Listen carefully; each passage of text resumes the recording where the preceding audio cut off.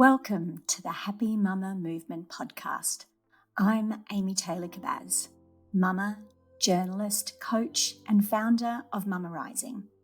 This podcast is a space of community and collaboration. We gather stories of matrescence, motherhood, womanhood, and change told by our Mama Rising coaches and mothers around the globe, in the knowing that through our stories, we can begin to heal and change the way the world sees, values, and supports mothers everywhere. So, welcome to the Happy Mama Movement. And welcome to an episode of Take the Mic. Take the Mic is an initiative of Mama Rising to hand this platform and this microphone over to one of our amazing Mama Rising coaches and facilitators around the world to give her a chance to share her story of matrescence and motherhood, the stories of the mothers in her community, so we can all hear each other's stories, heal together, and change the way the whole world acknowledges matrescence and motherhood. So here is one of our coaches.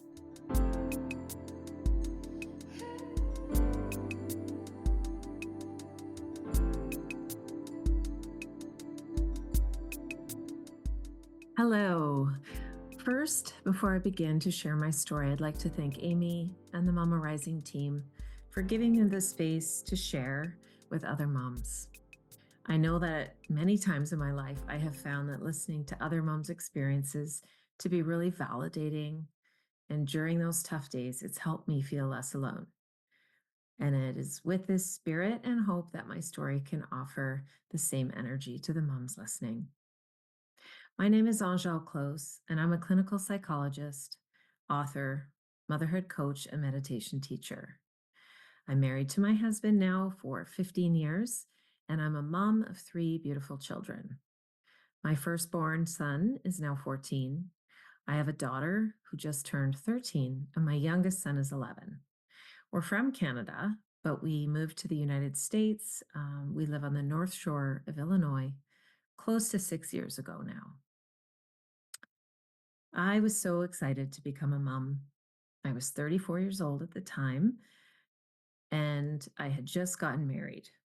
We decided to try and have 3 kids close in age, since I was no spring chicken in terms of those baby-making years. The universe agreed, and we got pregnant fairly quickly, and my pregnancies were all very smooth and comfortable for me.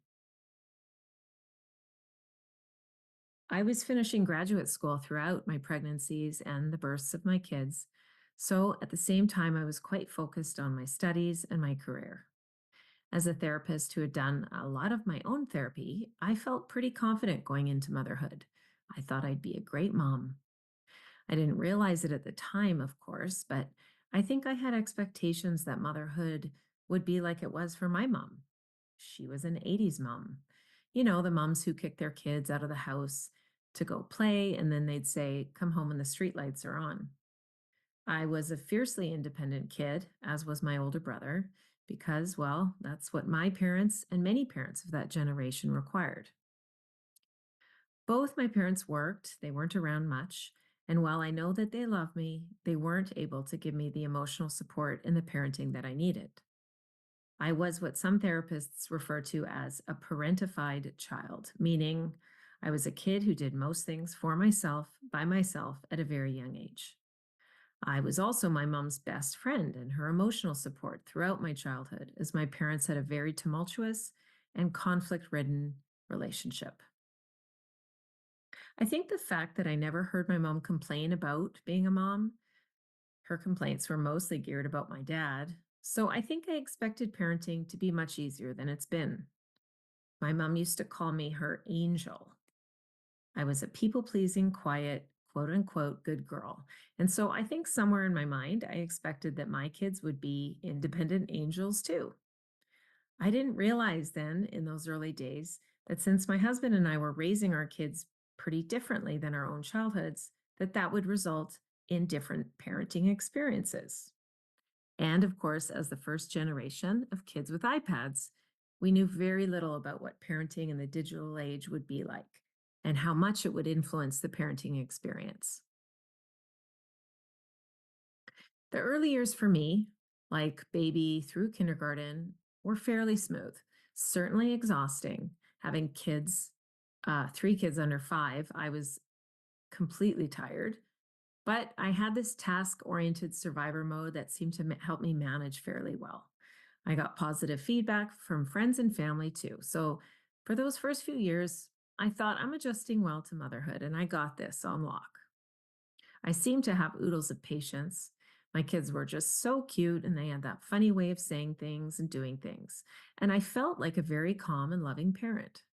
We had tons of dance parties and lots of fun going to the different playgrounds every day. I would peek in, seeing them sleep at night, and it was just enough to melt my heart and all of my daily frustrations. So I'd fill my tank, so to speak, for the next day. But when my kids grew to an age where at this point I think, you should know better, basically when they began to push boundaries or protest and fully express all of their feelings, which is something, of course, as a therapist mom, I encouraged and I wanted for my children. But things got much harder. I would say all three of my kids have very strong personalities, and my kids seem to have way more feelings than I ever remembered having. Well, no duh, because of course their environment is much more permissive of a range of expressed emotions that me and my husband, were available. We want to meet their emotional needs. And that's not what we received. Well, as I found, is that my kids had a lot of needs and a lot of emotions. And here's where my expectations of what motherhood would be like for me didn't replicate my own childhood. Even though that's what I wanted my kids to feel safe enough to express all their feelings, to have agency, and to be authentically themselves. I found myself unprepared for how to actually parent kids this way. I had no model, I had no blueprint. And then when my firstborn son started showing signs of his neurodivergence, this looked like experiencing very big, intense feelings and a lot of defiance and resistance to requests and demands. Sometimes we might even call them angry episodes. I felt completely unprepared. I didn't yet understand at the time what was going on for him. And I had no book or guide that could explain to me why I was reacting so strongly to his reactions. My naive pre mom self used to think that parents had way more control than they do. And the reality was that my kids' behaviors could trigger all sorts of emotional reactions in me that I came to understand were really about me and my unprocessed wounds and the patterns that I had that were from adapting to my own childhood environment. I thought I had worked through my issues, but here I was, sort of freezing at times, not knowing how to respond in these high intensity moments with my son. Other times I found myself trying to stop and shut down his emotional outbursts, raising my voice even, which only made him more dysregulated. He felt worse and I felt worse. And all my training and meditation as a therapist, I thought I'd be better at this. I had thought I'd be able to respond to my kids with peace and calm and Buddha energy to meet them wherever they're at. But instead, I found myself feeling confused and so frustrated with myself. I judged myself as weak and inadequate, and I felt more insecure and unsure than I'd felt in a very long time. And of course, while juggling these challenges in parenting, I was also trying to be present and available to my clients in my clinical work. But the truth was, I felt stretched and split between my new career as a psychotherapist and a mom to my 3 kids. I felt like I was, or not even felt like I was, dropping balls, so to speak, trying to juggle it all. And I felt like I was doing a half assed job at both. My confidence was at an all time low. I no longer felt like the strong, independent, confident woman who was at the top of her class in graduate school. I needed to fix myself as fast as I can because I knew that I wasn't showing up for my kids the way they needed. I knew that my kids, especially my deeply feeling kid, needed me to co regulate and to handle life. And I could see that if I lost my cool when he was struggling, This made him struggle more. And I also knew that having a miserable, shame filled mom wasn't going to be good for my kids. And it certainly wasn't good for me. I didn't want to pass on what was my baggage and what we now refer to as intergenerational trauma. I didn't want to pass that on to my kids. So I'll never forget the moment that changed the course of my life when I learned about matrescence. It was during the COVID pandemic lockdown, and we had moved to Illinois 6 months prior. And I found myself, my husband was my only support while trying to be the teacher to my 3 kids, while both my husband and I worked from home, like so many people. I was getting steps in on my treadmill in the basement, trying to stay sane, and I chose to listen to Amy's podcast. I was not feeling very happy, and so, of course, the title, the Happy Mama Movement podcast, caught my interest. I wanted to feel happier. I had 3 beautiful kids, just the way I wanted, and I felt guilty that I wasn't enjoying motherhood more. I was overwhelmed and lost. Knowing about matrescence changed everything for me. It's like trying to move through the world with horrible vision and then suddenly having the right glasses and the right prescription to help you see things clearly. I had thought it was my fault that things felt so hard. I interpreted that it was just evidence of my inability to be good enough.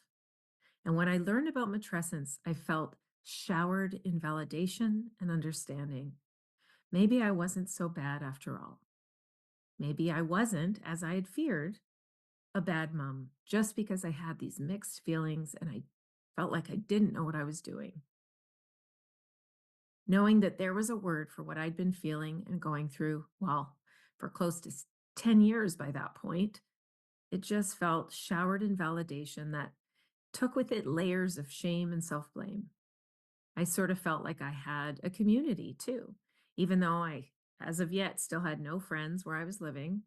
Listening to Amy on her podcast and the interviews that she had. And then I sought out books from other leaders and influencers in the motherhood space. I started to feel connected to other women who were feeling and thinking the way I was. And as the saying goes, when the student is ready, the teacher will come. The universe brought me a second aha that would forever change my life. And this was learning about internal family systems. What's commonly known as IFS is a type of therapy that I hadn't heard about when I lived in Canada. It was everywhere during the months of COVID. I kept seeing it on webinars and listservs I was on. So I finally read a book by Dr. Richard Schwartz, who created IFS. And it was almost mystical how this model offered a language to me that made so much sense to both how I was feeling and struggling internally, and also the work that I'd been doing with clients for a decade by that point. I was hooked. I dove right into self study, learning about IFS, while also studying with Amy Taylor-Kabbaz in her Mama Rising program. It was so clear to me that the two paradigms integrated beautifully in my work and in my healing. I was able to use the exercises and the practices in IFS to heal myself from many of the wounds from my childhood that had been coming up. Of course, we know that's what happens in matrescence, right? I became aware of the parts of myself that were believing so many of the cultural, societal myths about what it means to be a good or perfect mother. And using IFS and the principles of Mama Rising, I was able to do some really deep and profound healing in a fairly short period of time. I was amazed by this process, and I felt so incredibly hopeful.